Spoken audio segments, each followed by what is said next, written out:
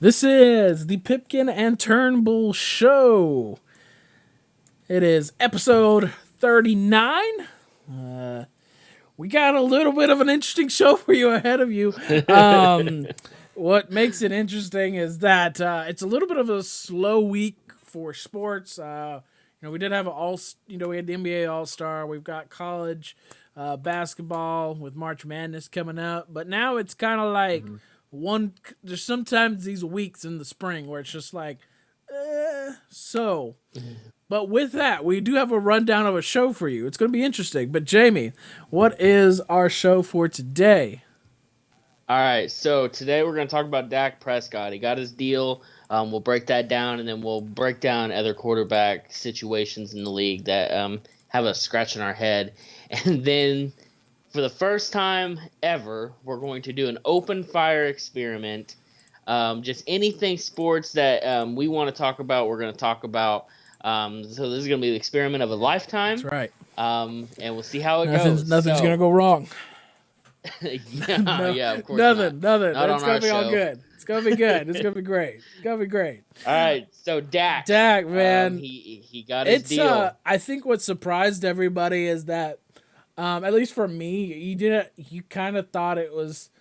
I think everybody thought it was kind of headed to the franchise tag realm, and then turned into Hmm. these situations. Well, where is he gonna go to next? Because Yeah, like myself and the rest of ownership, I don't know how interested they were on giving Dak any type of deal or what kind of price that they had to pay for the deal.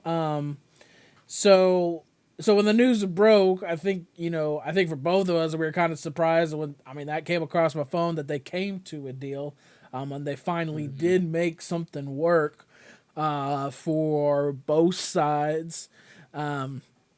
What's interesting to me is, um, you know, you talk about the law. I think the holdup was, the camp the year before wanted a 5 year deal, and the Cowboys just wanted to do, or something vice versa, or Dak has wanted to just kept doing a 4 year deal, but the Cowboys wanted a 5 year deal. So that's what was the yeah, holdup last year. So in that term of the contract, it evened itself out. So I've heard things like, Dak and his side won.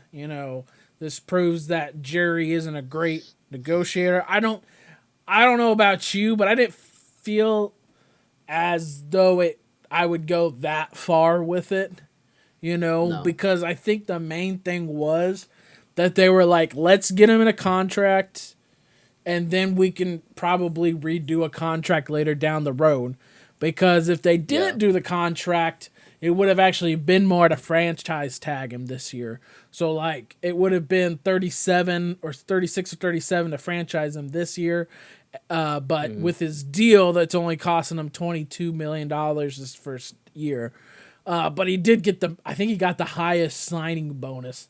That was the big deal. yes, He got $66 million for just signing it. So, yeah, but signing on a piece of yeah, paper.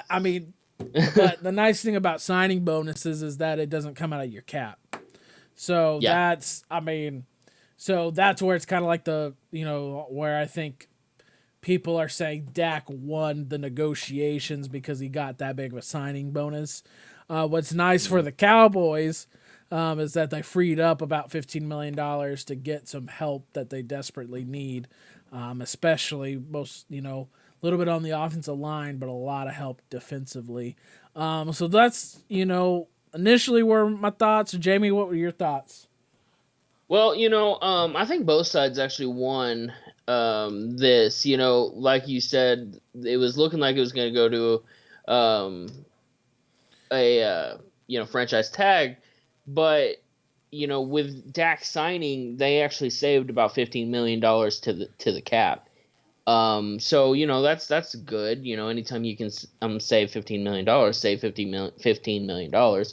And the Cowboys believe they got their quarterback of the future. They got the guy that they believe in, and that's even with trade rumors of Russell Wilson and the Cowboys being one of the places Wilson has listed as where he would like to go. Um, and so even with all that, with Russell Wilson and a already established winner in this league, they still chose Dak, and so that just shows that they believe in Dak. Dak signing shows that he wants to be a Cowboy, because he could have went somewhere else in free agency and he could have gotten this money, I believe. If not this money, something really really similar to this money. And so both sides obviously want to stay together. Would I personally, as just your average fan, have signed Dak to a contract like this? No. I have never actually been a very big believer in Dak Prescott. Now that's not to say he's not a good quarterback. I mean, before he got hurt, he was leading the league in, I think, yards and touchdowns and a whole bunch of stats. So he was on pace to have a very, very good year last year before he got hurt. So it'll be interesting, because now it's the point where you have to now show that the team was right. He has to go win. And the pieces are there. Like, he's got a good team around him. Now it's time to put it all on the line and show that this contract was worth it. Right. And so that, I'm happy they got their sides together, that they were able to come to terms. I think they're both good for each other. But now this season is where Dak has to show that Jerry Jones was right. And anything less than I would honestly say anything less than an NFC Championship appearance. I won't put them like they have to win the Super Bowl, but You think they anything got to less get than to the an championship? NFC, I think they have to get to the championship with that contract. And I just, I that's how I see it. Like, they have to get to the championship, not necessarily win it, but they have to show you. Okay, you have to outright win the East. The East is a very easy division to win. When we were doing our division breakdowns, like the East is probably one of the easiest divisions. So That's wait, just so you like the Cowboys in the East this year? actually no. I like the Giants, Well, but you got the the Giants, and now Cowboys. you got a team in Washington. I mean, we talked about this. You put a quarterback in Washington. Well, That's a, Washington. that's the team to beat That's the right there. problem. Who's their quarterback? Yeah, that's what I'm saying. If they find a quarterback, or do you get Yeah. Fitzmagic? That's what Man. I think maybe you draft a guy and then you get Ryan Fitzpatrick maybe for a year. Why would you like? And I guess this can start a rapid fire thing. Why would you cut Alex Smith only to sign Fitzmagic? Is Fitzpatrick better than Alex Smith? Currently, yeah. Yeah. I don't Well, know. I mean, like, I love the comeback, and I think Alex got some left, but he mobility wise, and that was part of Alex's game. It's just not there anymore. Like we talked about. Like I admire everything that Alex Smith did and will continue to play, and I hope and I think I know he'll find a team. I know that second or third string is definitely there for him, but Yeah. and I mean, he was a guy that didn't put him in a losing situation, and that's what that division needed last year. Mm-hmm. I mean, that's how Washington got to where they were. Was Alex Smith didn't put them in a position where they lost games. But that's what Alex Smith had been known for the past probably 6 years. I don't think he was ever the guy who you would feel like would lead you there, but he was a guy that wouldn't let you lose it, at least. Yeah. Girl. But with Ryan Fitzpatrick, his ups and downs, but I think his upside is definitely more than what Alex Smith could bring you on the like. Ryan Fitzpatrick can go in there and win you games. I think Alex Smith could manage you to a win. Behind some things. Well, you're saying that to a Chiefs fan who he managed us to a lot of wins. Um, I will say this about the East. I think for whatever reason, I don't know why. I don't know why I keep going to them. I think the Giants are the more put together team for right now. Um, I just like Daniel Jones. I don't know why. And I love Saquon Barkley. He needs Jones needs weapons, and I think they'll address that this year. Yeah.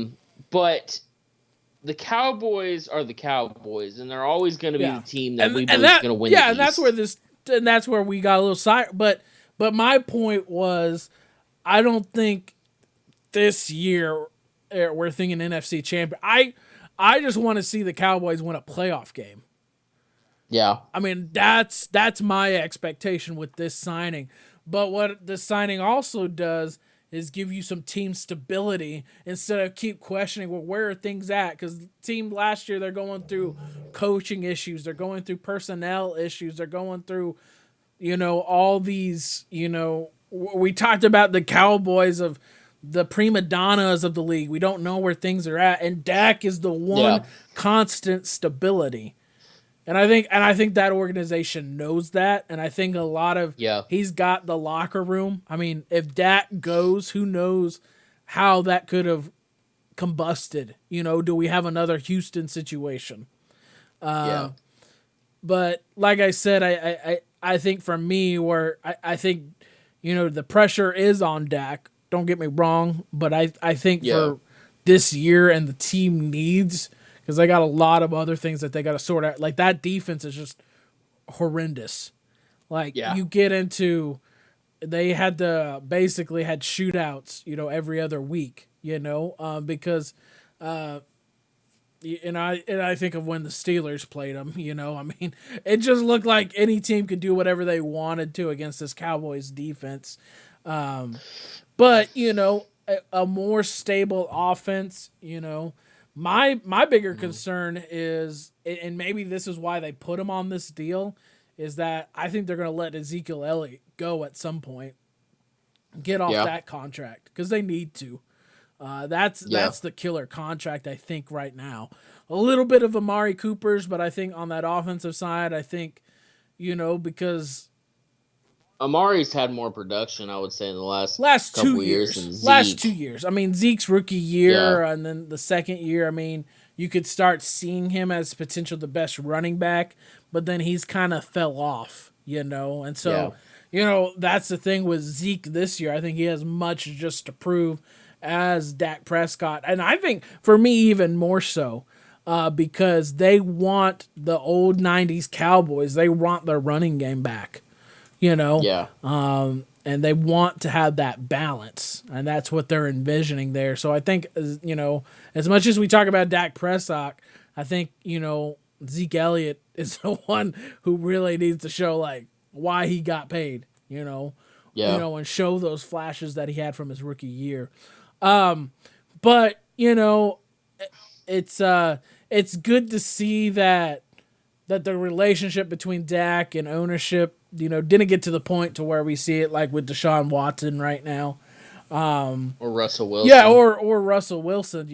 That's where we'll go Yeah, to next. But I think this is all in the thought of we're gonna restructure this, but we just yeah, gotta get it done somehow because we want him, yeah, but in 2 years, because I still don't know for sure if Dak is the guy. When you said I'm not a big fan of Dak, and I think you may be in the same spot I am. I just haven't seen it yet, but it seems like he has flashes to where if he could figure out a way to put it together, he could be the guy. yeah, Is yeah, the best way I could, because I just don't know yet, and I think the whole contract that in itself, and everything going on with that, is the reason the stability wasn't there. yeah. So you kind of mentioned it. What's going on in Seattle? You think? See, I keep getting like Seattle says, Russell says kind of thing. And honestly, there might not be nothing going on there. I think Seattle definitely owes Russell for all the beatings that man has taken year after year. And so I don't think Russell's going to get traded. Um, that just I just don't see that happening. It's so weird. Maybe it's just so weird. Um, when it does, it's just gonna like flatten the NFL. But Seattle needs to. I really, if I was the ownership, if I was Pete Carroll, if I was their owner, I would sit down with Russell and I'd be like, okay, give us 1 year. Give us 1 year. Let us put a line in front of you, at least something that you can believe in, and then next year let's see where we're at. If you still don't want to be here, we'll grant your trade.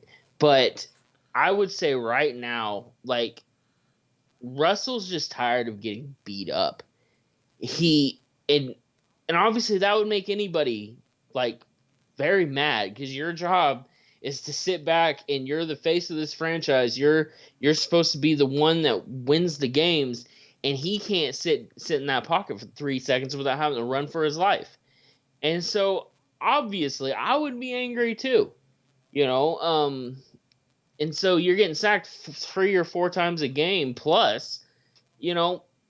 And so I get it. I don't see anything happening though. That's just because everyone's like, he's gonna go Chicago. I guess Chicago's offering like a lot for him, like a crazy amount for him. I just don't see him going anywhere. Um, but at the same time, like I don't blame him for wanting out. It's just you when you watch Seahawks games, you just see this just him running for his life, and everyone's like, oh man, he's so good with his legs because he has to be. Any Yeah. quarterback that plays behind that offensive line would have to be good with their legs. You can't have a Tom Brady behind that offensive line because he's gonna get killed. Right. Um, and so I just see a lot of Russell is just kind of done with it. He wants them to put something in front of him, and the Seattle Seahawks are kind of like, well, we're trying, but they're not trying hard enough for Russell. And it's apparently like I'm seeing that they're ignoring him, and like, his concerns aren't really being heard. And it's just kind of like just a big just no communication right now. And this is Russell Wilson. When we talk about once in a lifetime athletes, Russell falls in that. And when it comes to one of the best quarterbacks in the NFL, period, Russell falls in that. And so they need to do everything they can to at least show him that they're trying. You can't obviously build an offensive line in 1 year, but you can do the right things and start. The Patriots are letting Tooney walk. Sign him tomorrow. Like, you gotta, even if you gotta be like, hey, when free agency starts, he's our first guy. You bring him in. Orlando Brown wants out of Baltimore. He wants to be a left tackle. Trade for him. Yeah. And let Russell know.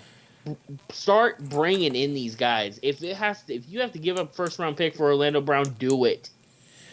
Just so your quarterback knows we're trying. Yeah. Because if you let Russell walk, you're picking in the top 5 for the next 3 years.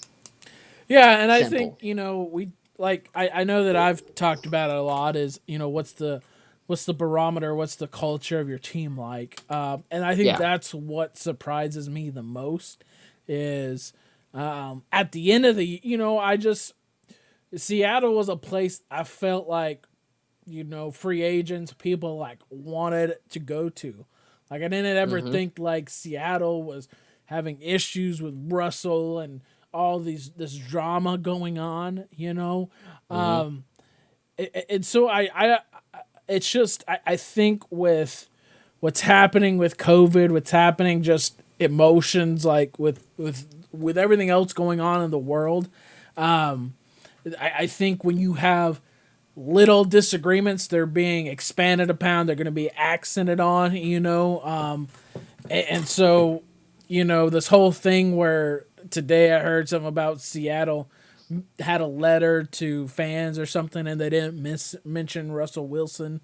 You know, it's just weird that this is coming from Seattle. I think is Yeah. where my mind first went to, because we see it. We talked. I mean, for the 2 years almost now that we've been doing this show, we talked about differences in that division was Russell Wilson. Yeah. We picked games just because they had Russell Wilson. And when we Yeah. watched those games play out, they won just because that team, Seattle, had Russell Wilson. And Yeah. so that's what this whole thing with Seattle has confused me to all get out because I don't, you talk about the offensive line, and I think you kind of mentioned it. If as as you're feeling like you are the franchise guy, and you're saying, hey, like I cannot take this beating, anymore, or like Mm-hmm. we need help on the O line, and then feelings get hurt maybe from the coaching side or ownership side of him just Yeah. blaring that out, because I'm sure before Russell, took it out his frustrations publicly, I'm sure this was a lead up for weeks before he said Yeah. anything. Because that's kind of what players do as their last resort. They will use the media as a tool to be on their side. It's a big tool, Yeah. especially in today's world. It's an amazing tool to use. And so, like I said, my biggest thing with this whole situation is that it's coming from Seattle. That this is even in the realm of thought that Russell doesn't want to be there anymore. And so it's going to be a weird trend. I think this is going to be a trend moving forward. So I think organizations are going to have to change how they do business and how they interact with players because the NFL wants that same player power as you see like in the NBA. And I think players are seeing what's happening in the NBA and they want the NFL to be more like that. Whether that I think there's some really good things about that, but then it's also really hard because when we talk about the difference between the NBA and the NFL, we're really team based. We're not, Yeah. and as fans, we're team based. We're not player based. When you Yeah. get to the NBA, I think most people aren't team based fans anymore. They're more player based, which, Yeah. um, but it's kind of like what we talked about with Deshaun. I mean, so my question to you, Jamie, at the end of the day, if you're Seattle and Russell Wilson wants out, do you just trade the farm? Do you just restart? It's like that start with Houston, or is this different from Houston? Man, it honestly depends on. I haven't looked at Russell Wilson's contract. I don't know how many years he has left on it. But I would do exactly what I said earlier. I would sit down with Russell and I would say, give me a year. If I was the owner, I would say, give me a year. Let me at least get you some more weapons on offense. Let me start putting the pieces together on offensive line. Let me see if we can draft some guys that can help you. Let me trade for an Orlando Brown. Let me trade or let me sign Tooney. Let me bring these guys in, and then next year, no matter what happens, how you feel as soon as the season's over, whether we go 0-16 or we win the Super Bowl, when the season is over, let's meet, you and I, and let's see where you're at. If you don't feel like this still is a team that you can get behind, I will trade you. We'll mutually part ways, no hard feelings. Yeah. But give me a year and let me see what I can do. And that just shows right there. Like I would just, because Russell, obviously, the difference between him and Deshaun, Russell, I believe, still wants to be in Seattle. I think he wants to be in Seattle for the rest of his career. He has built something there that he loves. Deshaun has only been in Houston for a couple years, and he has no trust in that team or its ownership. I believe Russell trusts the team, and I believe he trusts the ownership. He's just tired of getting beaten down. So where Deshaun wants nothing to do with the Houston Texans, Russell, I believe, still wants to be a Seattle Seahawk. Yeah. And so with Deshaun as the owner, I would sit down and I would pitch the same. I would say, hey, give me a year. Let me see if we can build something here. Let me see if I can give you a team that you believe in, and then we'll see. Yeah. But at the end of the day, Deshaun wants nothing to do with the Texans, and so it's hard to convince somebody that wants nothing to do with your franchise. And so that's their difference. Like it's two different Yeah, situations for me. and I think and I think the biggest difference for me is that, especially on the offensive side, Seattle, up and down on defense, but on the offensive side, you've got a lot of talent, especially in DK Metcalf, some other pieces there. And Houston, you don't really see the roadmap, Nope. and so you got to make a roadmap by trading Deshaun and getting assets, building on that and refiguring the roadmap out. In Seattle, if you have Russell Wilson, you've basically got a playoff team, and I think Chicago knows that. And if I'm Chicago, I'm giving all the resources trying to get him, So the Russell thing is, that's where I said scratching my head, still trying to figure out all that. What's interesting, the last quarterback I guess I'll talk about is one more in the NFC East is probably the Jalen Hurts situation. You get Carson Wentz out of there. What's interesting is, listening to people on ESPN, I heard this is what the analyst said. He said, "Yeah, I think Jalen Hurts. He's a great passer, and he's a great runner." And the next question was, "Well, is he going to be the quarterback of the future for Philadelphia?" And they said no. So in my head, I was like, well, what other assets do you want from a quarterback? And obviously, I am a Jalen Hurts fan, but I don't think they're. I think he's already in this page of like he's not going to be the guy. He's always going to be the backup guy somewhere, but that was the other thing for me. Was the other situation is Philadelphia sounding like they are really starting to get behind Jalen Hurts. Like ownership really wants to build in, like they want Jalen to be their guy. And so my thing is I can't count Jalen out. I've watched his whole collegiate career, and the transformation from what he did at Alabama all the way to Oklahoma is phenomenal. Like, I didn't see that happening for him. And that's what I think, catches the eye of ownership in the Eagles is Jalen's going to keep working until he's great. And you don't see that from a whole lot of athletes these days. Is he will make it to where he will prove that he is great and he needs to be a starter in this league. He needs, like in college, I will be a starting quarterback. I will take the long road, the road that nobody thought is possible. I will take that road and make it happen. And so my thing is, I don't think we know, like with Dak Prescott, we don't know enough yet about Jalen Hurts. I think he, with his 4 starts, especially in 2 of the games he started in, had impressive games, and games that, I think he can build on. Jamie, any thoughts that you have about Jalen? The Philadelphia Eagles situation with Hurts is kind of interesting. Lurie's getting kind of drugged through the mud right now because he came out and said, we're going to prioritize making Hurts successful. And everyone's saying instead of that, they should give him a quarterback competition. I don't I don't really agree why they should give him a quarterback competition.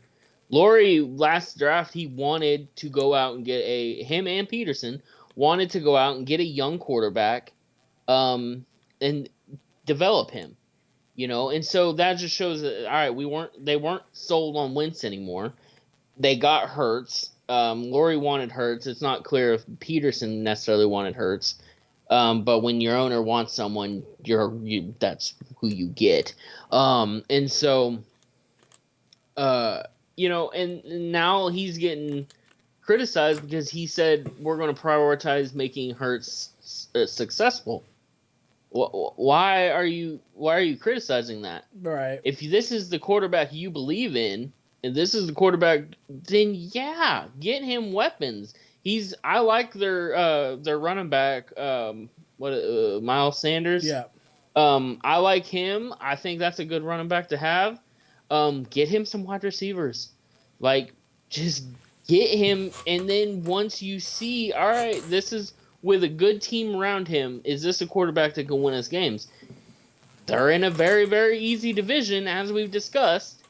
If he wins the division next year, and then depending on how far they go into the playoffs, like, you basically with Hurts, I would just be like, we're gonna see what you do your whole contract. Like, you're the guy for the next 3 years, and then once your contract's up, we'll see where we're at. It's not like a Russell Wilson situation. Give me a year, like I've been saying. It's you have 3 years to show us something. You're right. That there should be no pressure with that. Yeah.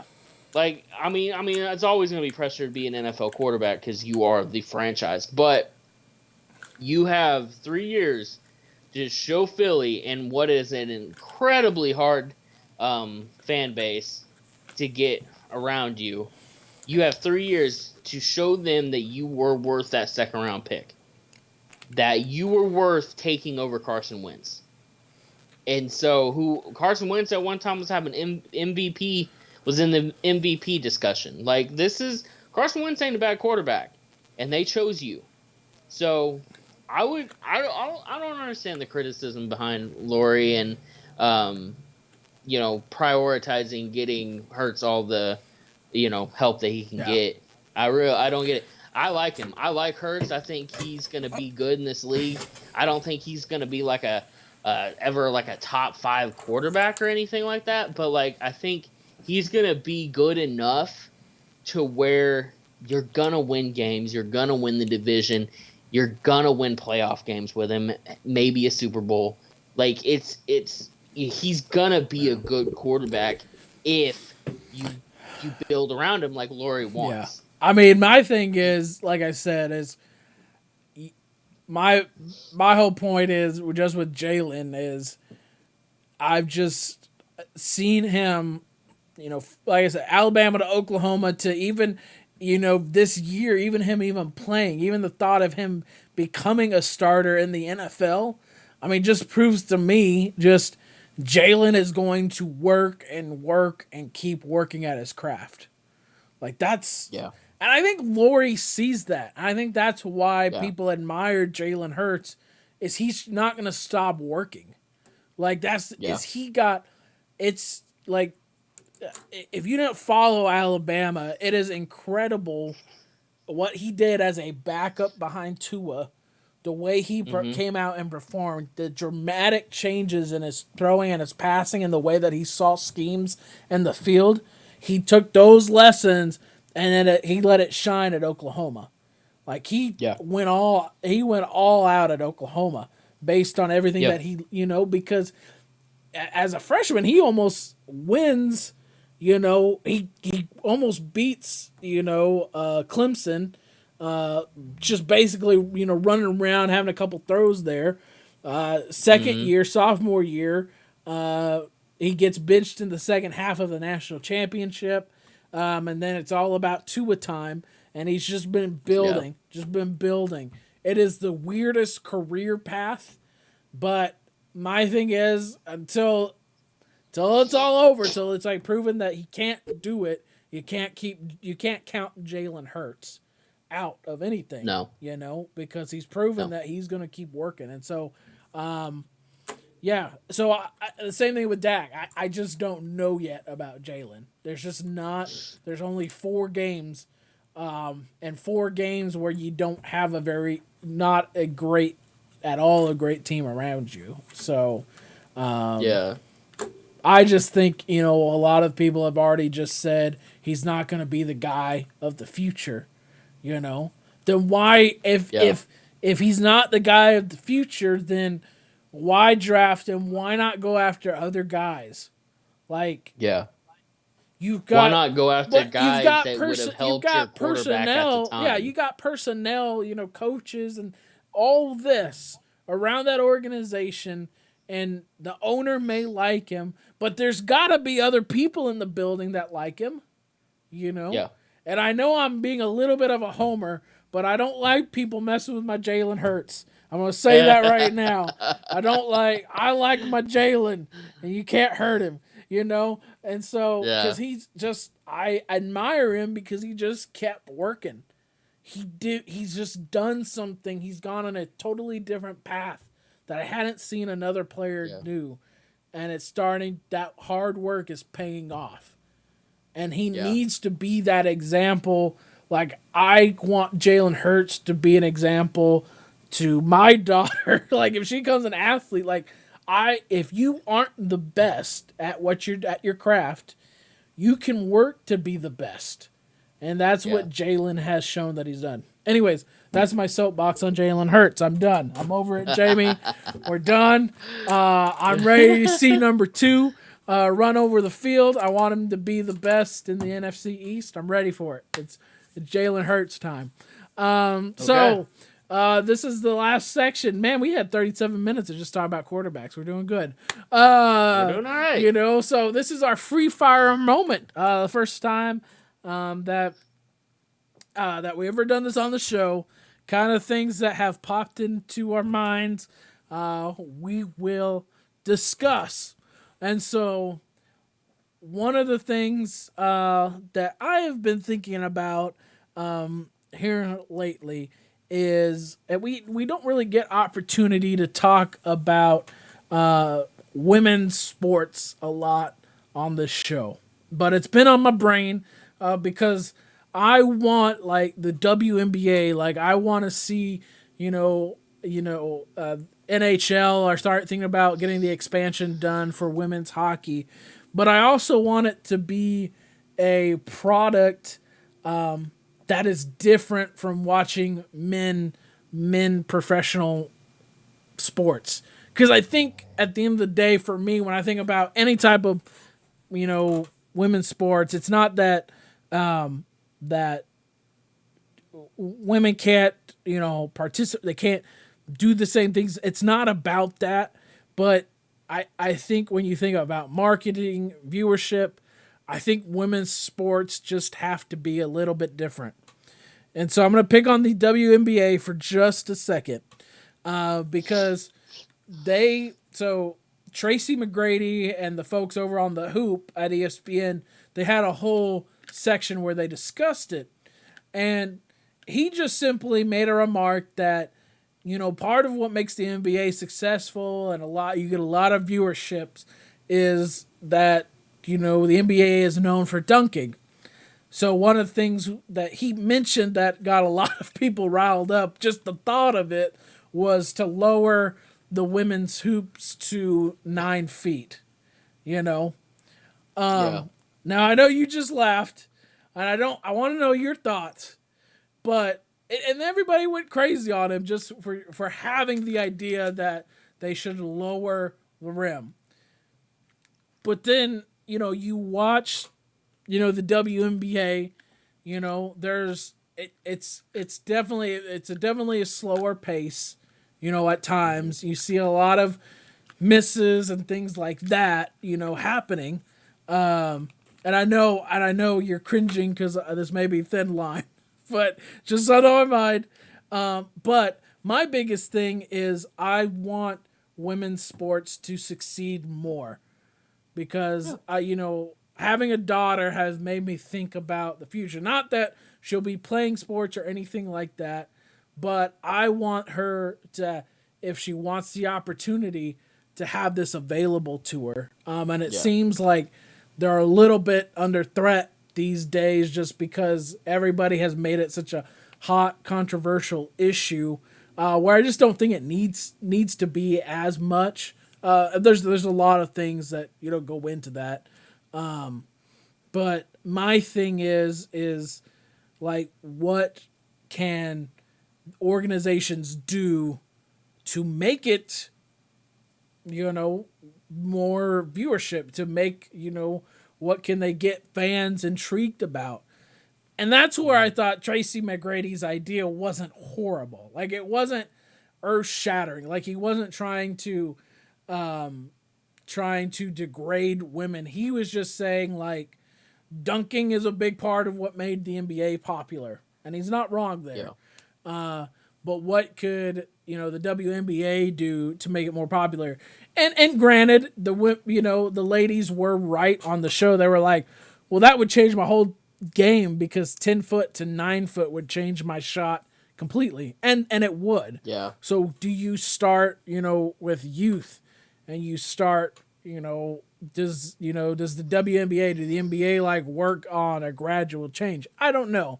But I don't mind the thought of, like, how can we, like, make it more popular and, at times more watchable, Yeah. because, for me, even in college basketball, the top programs always have seemed to be the top programs. Like, it's always just been, like, Connecticut, Tennessee, Mississippi State. They're going to be there. The other ones are going to end up losing. So you just kind of know what the end game's going to be like. So, I don't know. That's been mulling around in my head is just, like, I don't know what you do to change strategies for women's sports.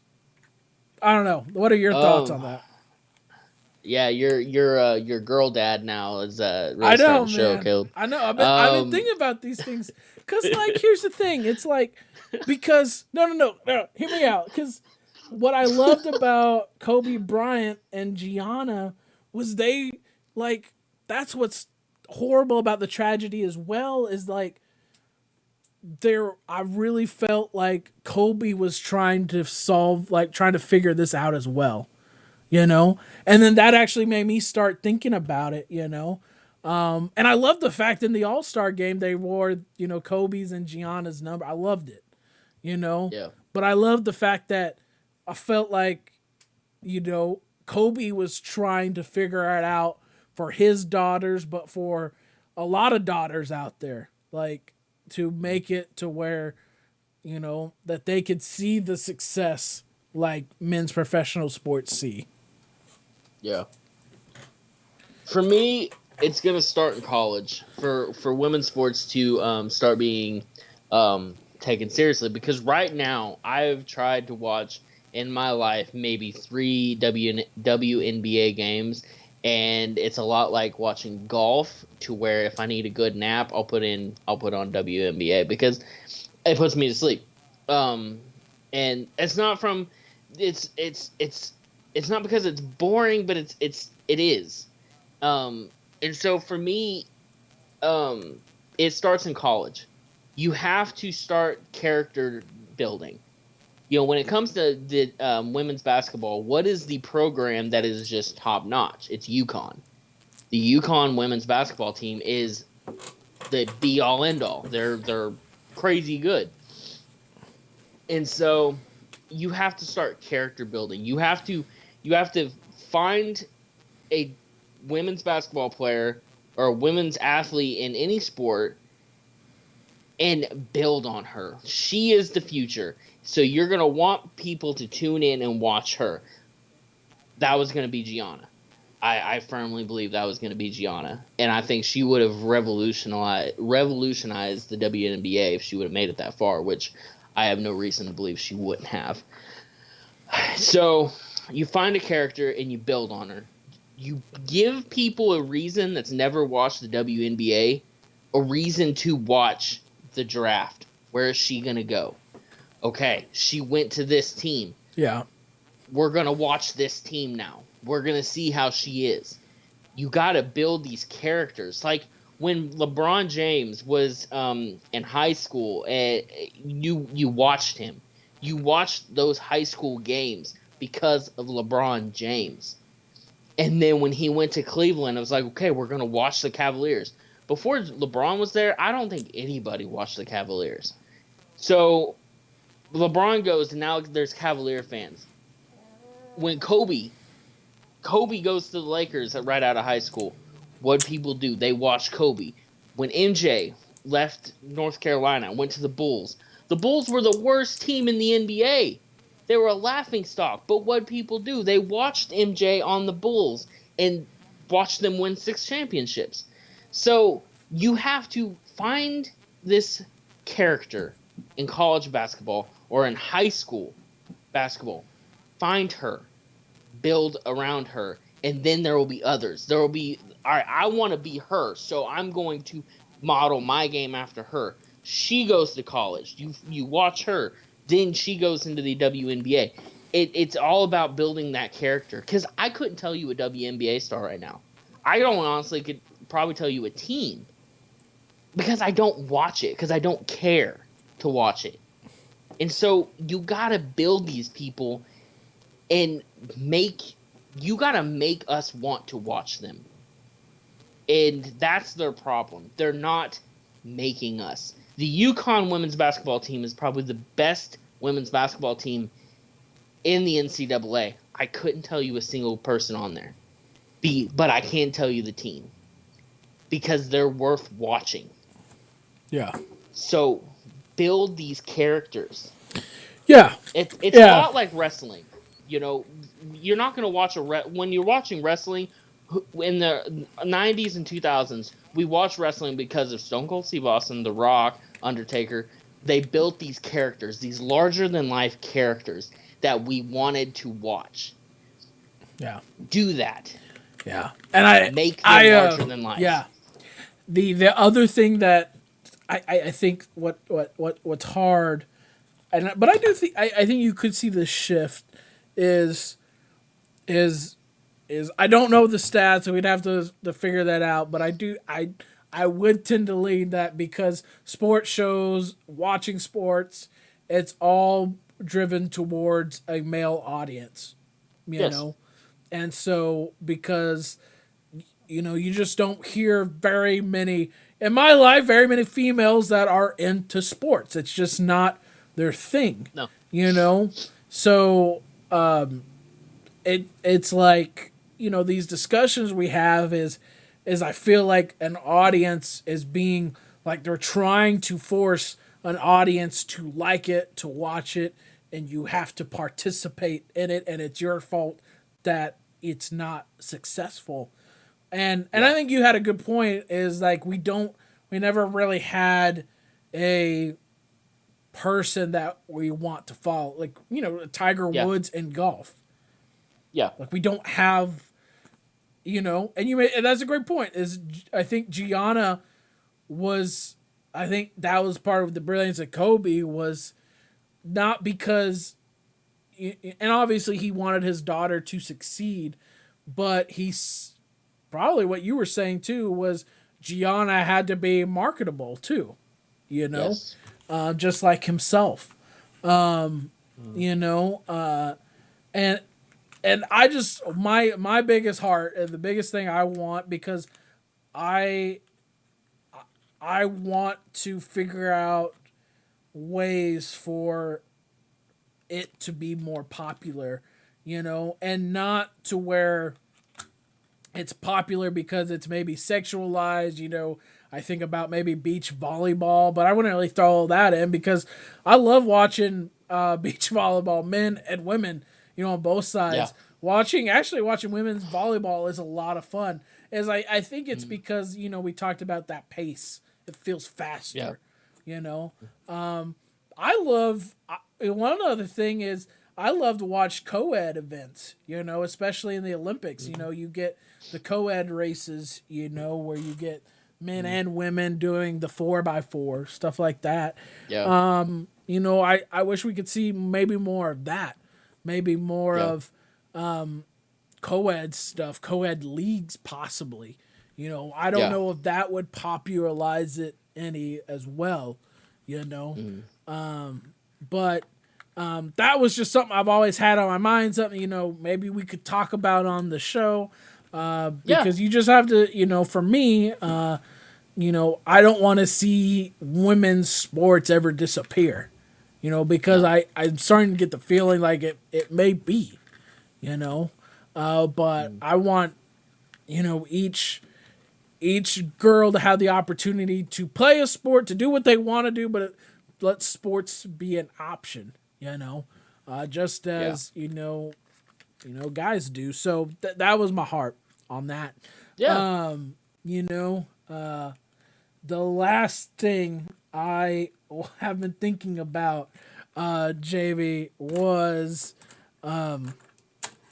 you know, I I want, and we see, and Derrick Henry has been the closest to it, but man, I want running backs to be like feature people again on teams.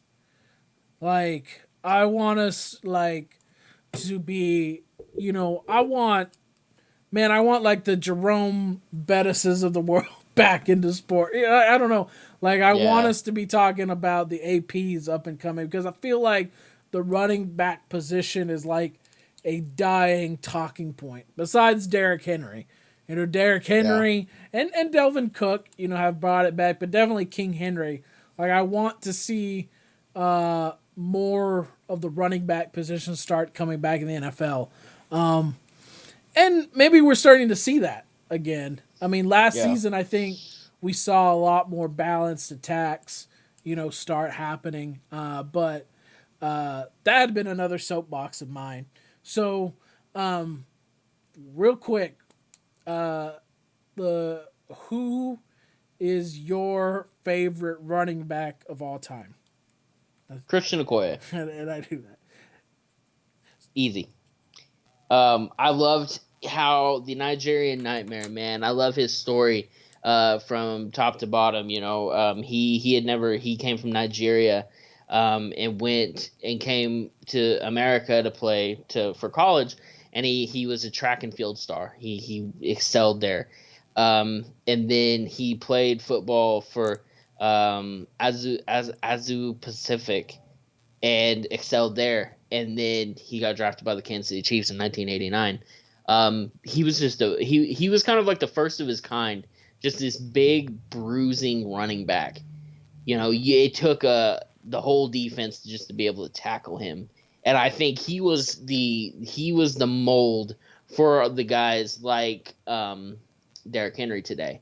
He just this big bruiser, and he wasn't necessarily fast, but if you were meeting him in the hole and he lowered his shoulders, unless you're Steve Atwater, which we won't discuss, and